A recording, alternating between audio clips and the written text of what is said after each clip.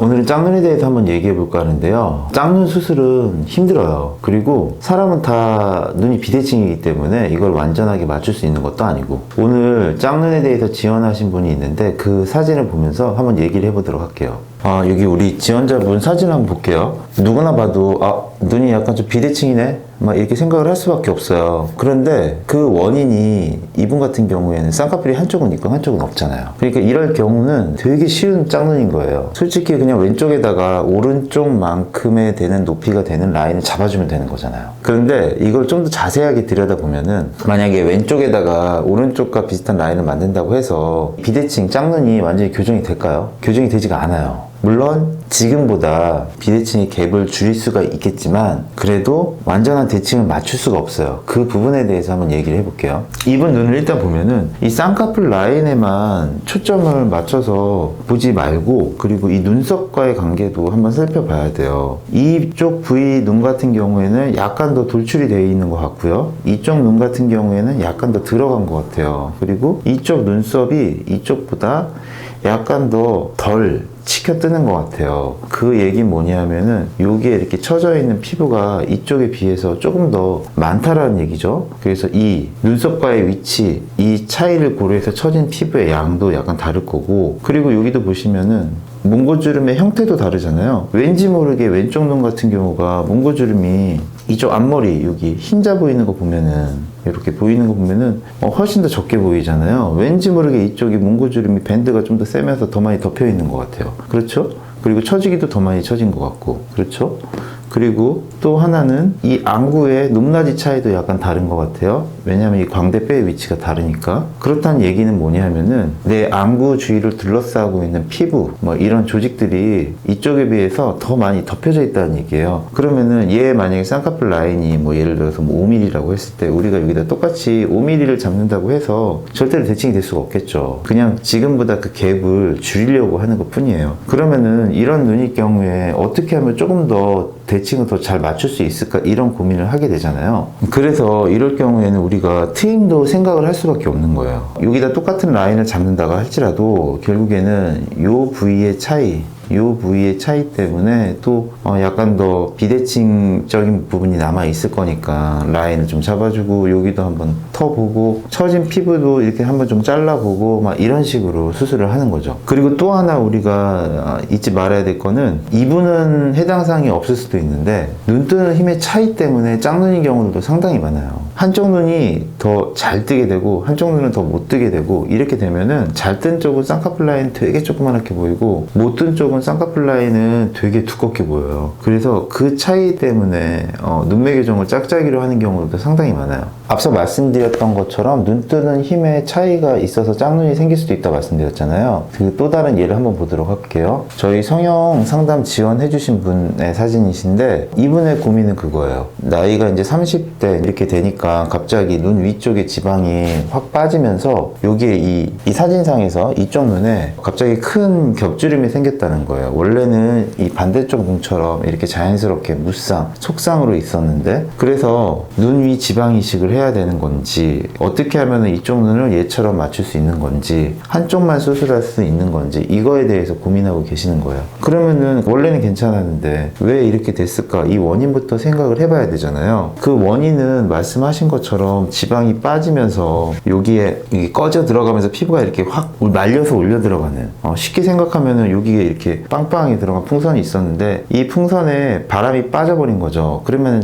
풍선이 쪼그라들잖아요. 쪼그라들면은 얘처럼 이렇게 쭉 쪼그라들면서 이 밑에 있는 피부를 쪼그라들면서 이렇게 위로 당길 수밖에 없잖아요. 요렇게요. 얘는 빵빵하게 있으니까 안 당기는데, 얘 갑자기 얘가 이처럼 이렇게 쑥 꺼지니까 밑에 있는 피부 딱 들고 당길 수밖에 없잖아요. 그렇게 되면은 이렇게 걷어지죠. 걷어지니까 원래 있는 쌍꺼풀이 더 잘 보일 수밖에 없죠. 그런데 저는 요 부분에만 너무 집중을 하지 마시고 다른 것도 보셔야 돼요. 이거 보세요. 이 테두리가 지금 여기에 있죠.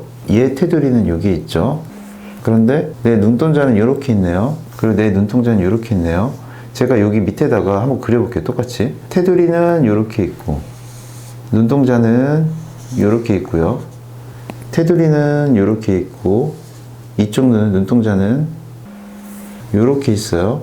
그렇게 되면은 얘는 요만큼만 가리고 있죠, 눈동자를. 근데 얘는 눈동자를 요만큼 가리고 있죠. 눈뜨는 힘이 틀리잖아요. 그러니까 아까 제가 말씀드렸던 그 이유예요. 제가 그랬잖아요. 눈을 못 뜨는 쪽은 라인이 크게 나오고 눈을 잘 뜨는 쪽은 라인이 작게 나온다. 이렇게 생각을 하라고 말씀드렸잖아요. 이 똑같아요. 이게 더 악화가 돼요. 왜냐하면은 우리 뇌는 눈을 뜨라고 명령을 내릴 때 이 오른쪽 눈만 눈을 잘 떠. 뭐 왼쪽 눈만 눈을 잘 떠 이렇게 명령을 내리지 못해요. 내가 지금 눈을 잘 못 뜨고 있어 라는 신호가 딱 오면은 그러니까 이쪽 눈의 신호겠죠. 오른쪽 눈이 눈을 잘 못 뜨고 있네 이런 걸 인지하게 되면은 뇌는 눈을 잘 떠 이렇게 명령을 내리고 그 힘은 동시에 이렇게 같이 가요. 동시에.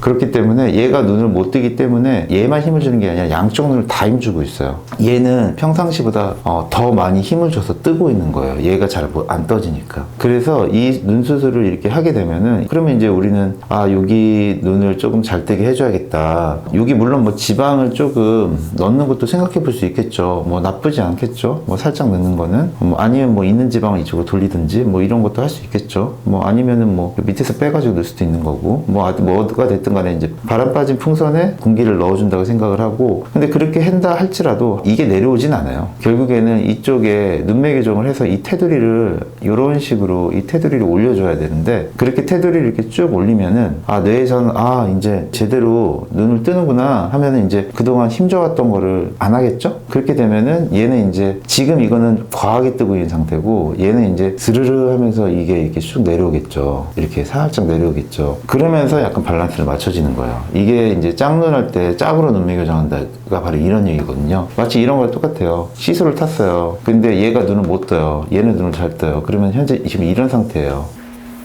이렇게 눈 못 뜨고 눈 잘 뜨고 그래가지고 얘를 눈을 이렇게 잘 뜨게 좀 이렇게 만들어줬어요. 그러면 얘는 당연히 내려갈 거 아니에요. 그러면서 이렇게 이런 식으로 평행을 잡는 거죠. 근데 솔직히 이게 쉽지 않아요. 한 번에 끝나는 경우도 있지만 뭐 2번, 3번 하는 경우도 있어요. 뭐 대단한 건 아니지만 살짝살짝 눈 뜨는 힘을 조절을 해줘야 되는 거니까 눈매 교정 짝눈으로 할 때에는 보통은 수술을 하고 나서 4주 이내에 봐가지고 필요하면은 또 조절하기도 하고 막 그래요. 막 이쪽을 막 당겨놨는데 이쪽 너무 떨어져가지고 이쪽 다시 또 당기는 경우도 있고 막 그래요. 그래서 쉬운 건 아니다 이렇게 생각을 하셔야 돼요. 그런데 짝눈도 내가 어느 정도까지 쌍꺼풀을 원하는지 에 따라 가지고 더 효과가 좋을 수도 있어요. 그 예를 한번 보도록 할게요. 이분도 성형 상담 지원해 주신 분이신데 20대 이제 여성분이시고 눈 위에가 너무 불룩하니까 두툼하니까 부담스러워 보인다. 뭐 싸납다 매서워 보인다. 이런 말씀을 많이 들으신대요. 그래서 원하시는 거는 가급적이면은 쌍꺼풀을 좀 안 만들고 무쌍의 느낌으로 좀 가면서 이 답답한 부분을 해결하고 싶어 하시는 거예요. 아주 얇은 속쌍이나 아니면 완전 무쌍이나 이런 걸 원하시는 거죠. 그런데 이분도 약간 모르고 계시지만 이게 짝눈하고도 연관이 있어요. 자세히 보시면은 이 왼쪽 눈의 눈썹이 오른쪽보다 항상 치켜 뜨고 있다는 걸 우리가 알 수 있거든요. 나도 모르게. 그러는데 실제로 이 덮이는 거를 보면은 이 왼쪽 눈이 이렇게 치켜 떴음에도 불구하고 왼쪽 눈이 오른쪽보다 그렇게 많이 보이거나 이러진 않아요. 오히려 보면은 오른쪽 앞머리 더 많이 덮여 있죠. 아까 맨 처음에 보셨던 그분하고 약간 비슷하지 않으세요? 그분도 왼쪽 눈이 몽고주름이 더 심했고 그 왼쪽 눈의 앞머리가 훨씬 더 흰자가 훨씬 더 안 보였잖아요. 이분도 거의 비슷하네요. 이쪽 눈을 치켜 뜨는데도 불구하고 이 오른쪽에 비해 가지고 더 많이 동공이 덮여 있고 흰자도 훨씬 더 적게 보이고 그렇죠. 그리고 이분이 힘 줘서 뜨신 사진인데 보면 이렇게 힘을 줬는데도 불구하고 예전에 비해서는 더 많이 보이긴 했지만 그랬지만 여전히 이쪽이 더 많이 덮여 있죠. 그런데 이분이 원하시는 거는 이제 두툼한 걸 해결하는 거. 당연히 지방을 제거해야겠죠. 그리고 처진 걸 좀 걷어내는 거. 뭐 무쌍으로도 할 수 있고 속쌍으로도 할 수 있겠죠. 그래서 좀 걷어낼 수 있겠죠. 그리고 이 앞머리가 덮인 부분, 뭐 앞트임 같은 거 좀 해가지고 조금 더 보이게 해서 좀 개선시킬 수가 있겠죠. 이제 수술이 다 끝나고 나서 붓기 좀 빠지고 나서 이제 항상 고민하는 거는 그때부터 이제 비대칭에 대해서 고민하기 시작해요. 수술하기 전에는 짝눈이었다는 거를 솔직히 인지 못 하잖아요. 다 덮여 있으니까 비대칭이라는 걸 고민하기 시작해요. 수술하고 나서 보니까 비대칭이 생긴 거예요. 딱 예상을 할 수 있죠. 우리는 왼쪽이 오른쪽보다 어떻게 되든 간에 라인이 작게 나오겠구나, 왼쪽이 그래서 좀 더 작고 오른쪽은 좀 더 크게 나오겠구나, 이런 예상을 할 수가 있는 거예요. 그래서 맨 처음에 시작을 할 때 그 비대칭에 대해서 염두에 두고 시작을 해야 돼요.